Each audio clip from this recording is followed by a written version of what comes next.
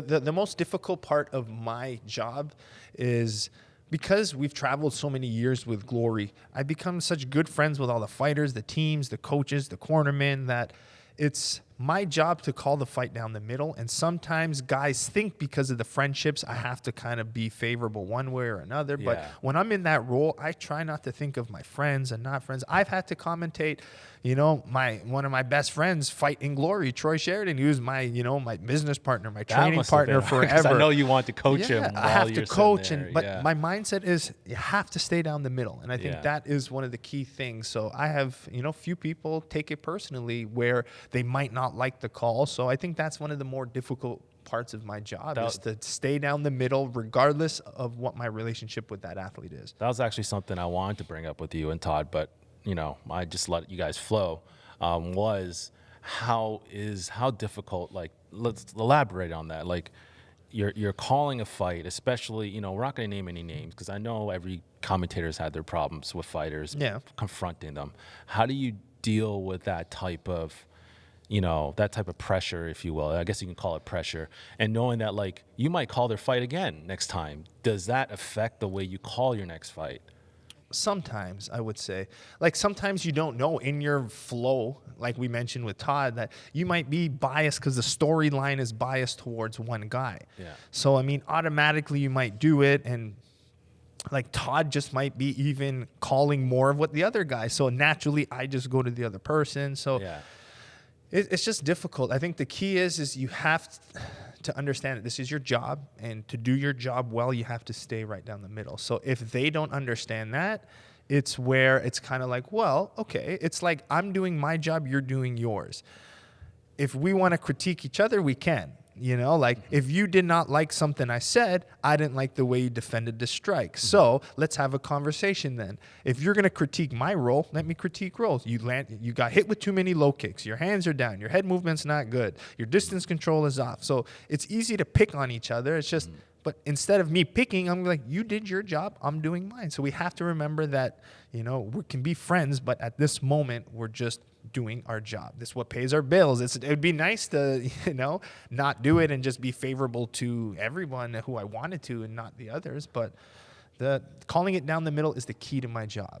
And playing like a little bit of a devil's advocate here. For sure. As a fighter, I know a lot of the arguments that they bring up is, well, whatever you say directly influences their image in the public eye. Yes. So they get concerned that if you tell them, I don't have good head movement, that now everyone thinks I don't have good head movement, therefore I don't have good boxing, therefore I'm not an advanced fighter, I'm not a champion, whatever.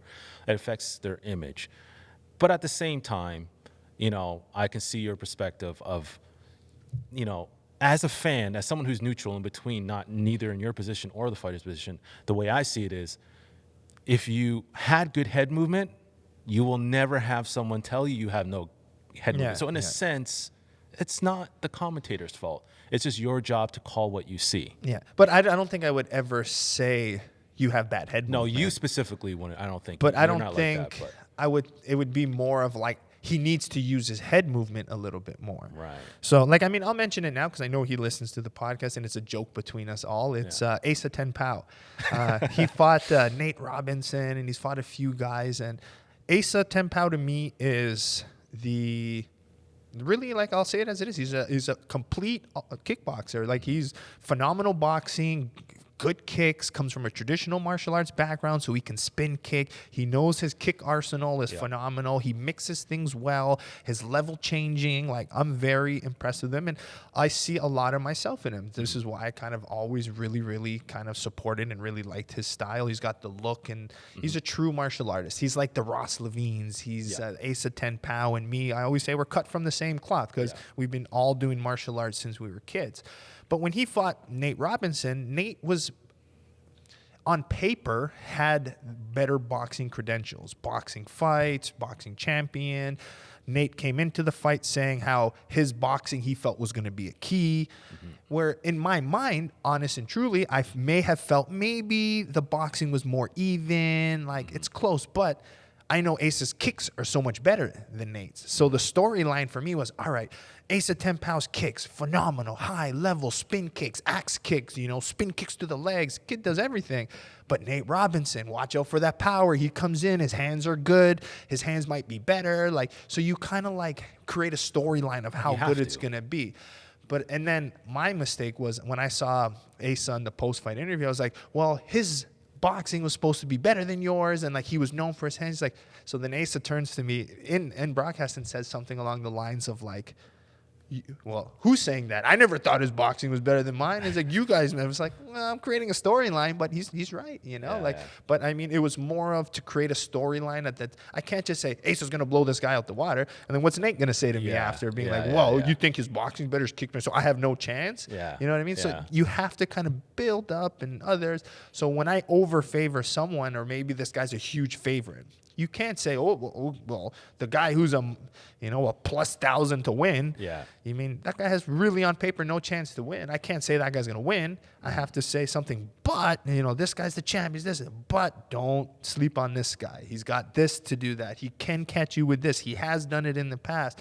So you kind of try to elevate, but you need a storyline to create a fight. Yeah, and at the same time, it's not just you, but the promotion, it's the job, the producers, everyone out there is trying to create that story. Yeah. Right. So it's just up to you're just the one who goes on TV and says it, right? Yeah. And it says it in front of the crowd. But to go to the commentator and not be friends with him because of a call like that, this is where I don't disagree with, one of my commentators we talked about is Ron Kruk. I've called Ron Kruk's been friends. He's called most of my glory fights when I was competing. Then we became friends because we commentated together. Yeah. But when I won my world title, instead of being Valtellini's the winner, they were saying, well, controversial win. I was controversial win? I won the first 3 rounds with a knockdown. What? But I mean, instead of me being what do you mean now everyone thinks it's a controversial? I was you saw it as you did it. I'm still wearing that belt around my waist. You know what I mean? So, I mean, I get it, but I would never, not be friends with someone because of it. I just think you got to understand that he's just doing his job. He's calling. He's reacting. So, I mean, at the end of the day, I get why they're upset, but I just think they take a little too personal. I do get it, but at the same time, I don't get it because I'm not even being biased because I know you and you're a commentator. I'm just thinking, even people like Joe Rogan, I'm sure have had this problem. All kinds. DC for sure, I know for sure has this problem. All of them. Right? It's the nature of the job. It's the nature of the job. But at the end of the day, if you're a fighter and you have an issue with the way you're being promoted by the commentator, by the commentary, I mean, you're somebody who leaves it all out in the ring. Yeah. Or an octagon, whatever you're fighting in, right? You're the one who says that. And if you come out and you display everything that you do at the best of your ability, then you leave no room for anybody to talk anything negative about. It's your job to be that fighter that you believe you are. Yeah.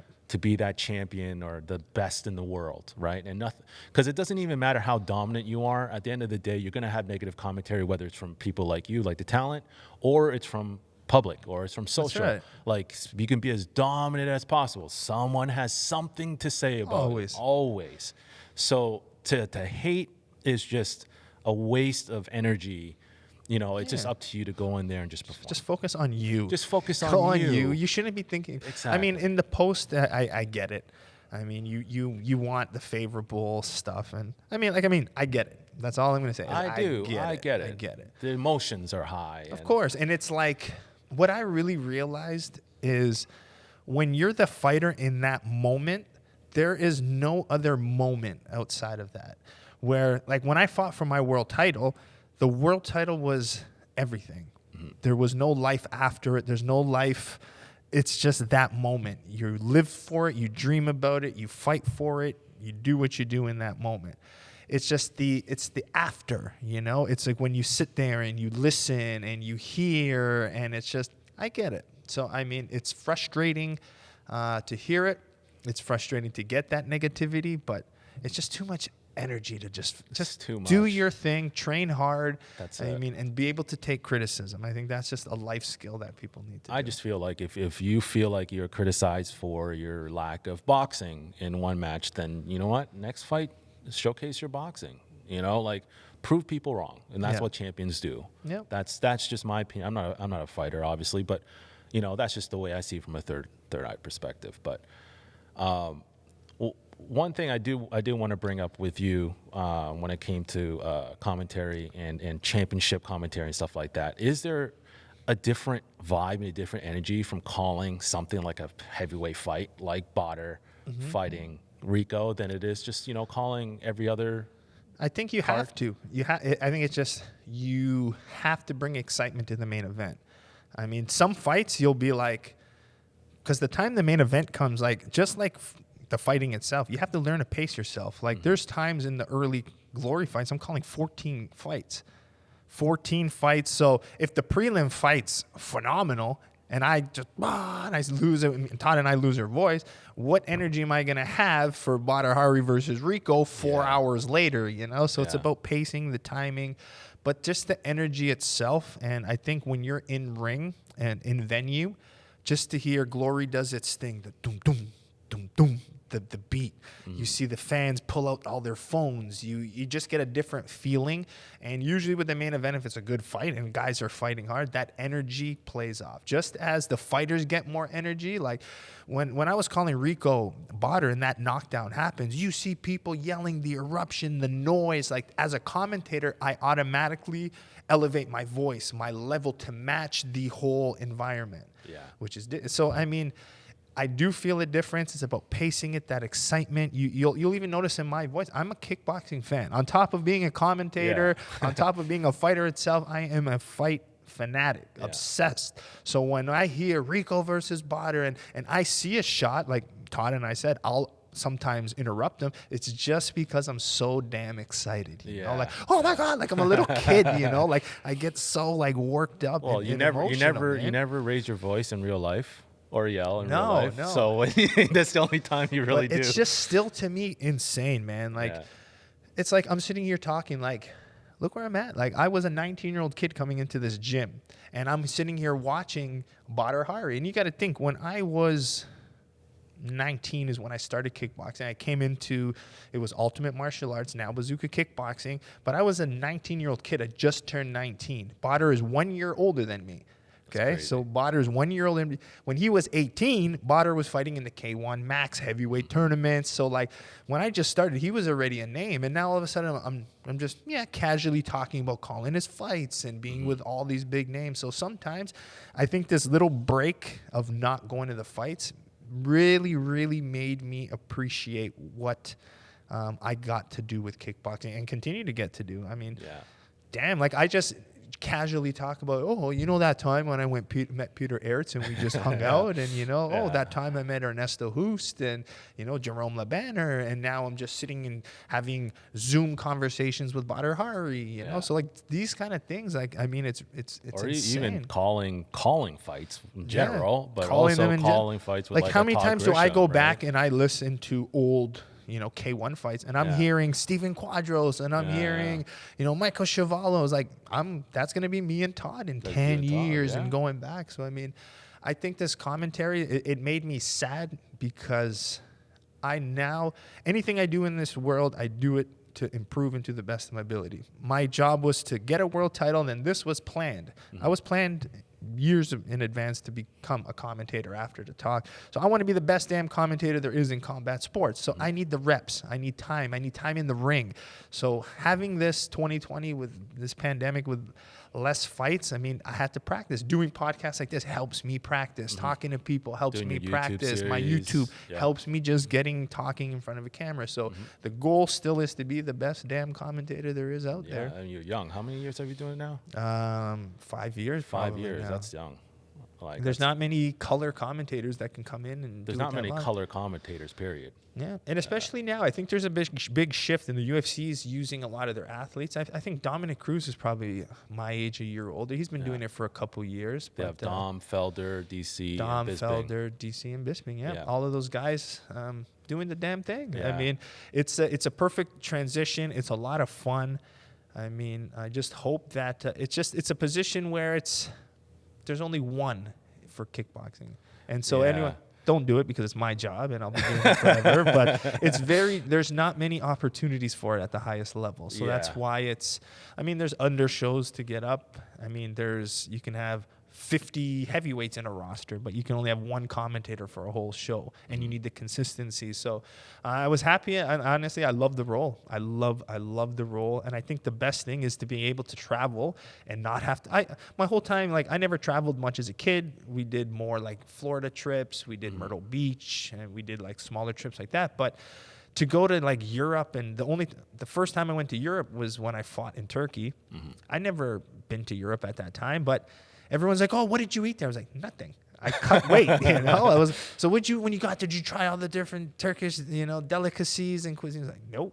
I basically ate whatever I knew, and then the next day I fought. The next morning I leave, So I never got to enjoy food and the types of things. But now like you that. get to land in there. Now I get to go nice socialize, have beers with the guys and the coaches. It's like it'll be the day or two before the fight. The fighters go to bed. The coaches, you and Damien and Dennis and all the boys, we get to have a few drinks. And next thing you know, we're having a beer with Big Mike and all the top. Like literally, there's conversations where I literally am sitting at a table with the biggest kickboxing coaches in the world, and we're just drinking, socializing, talking, picking each other's brains. I'm asking them. So like those moments are what make the commentary position the best.